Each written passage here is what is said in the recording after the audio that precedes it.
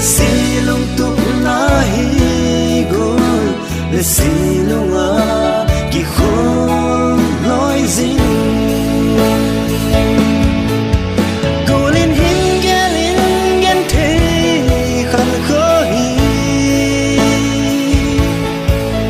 ne riu tan ke silong hin nem zing a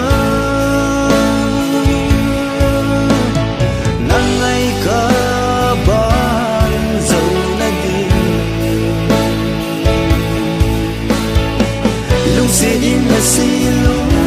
hin hey te mo lumalen kit na din sun thip zan thip lung hel mau da tang e ke lung dei nu nei khem mai tan te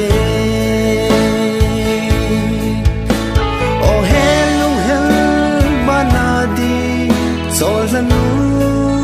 nem yu chan nei hin tong don ta ngem na lung aya mun ong lo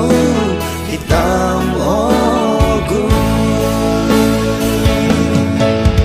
golin hin gen the khan kho hi nem yu chan ke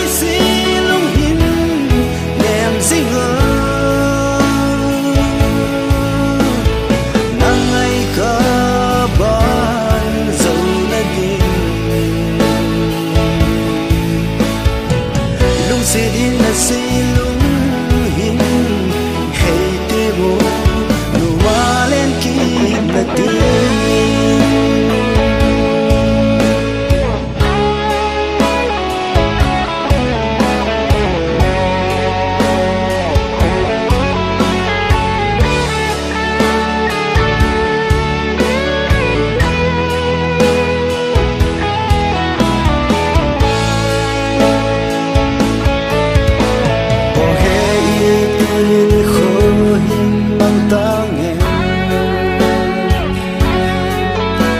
sing chung ni chen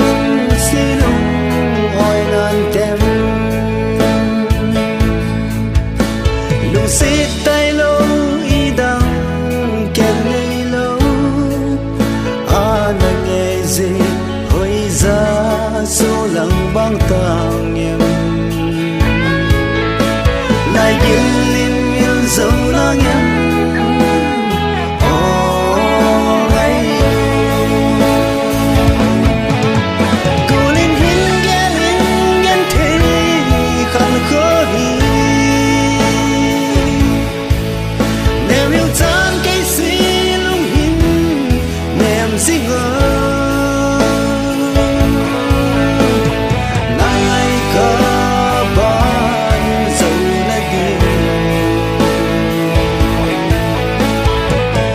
sit in the silong hin hey te mo lumalen kit na din lung sit in the silong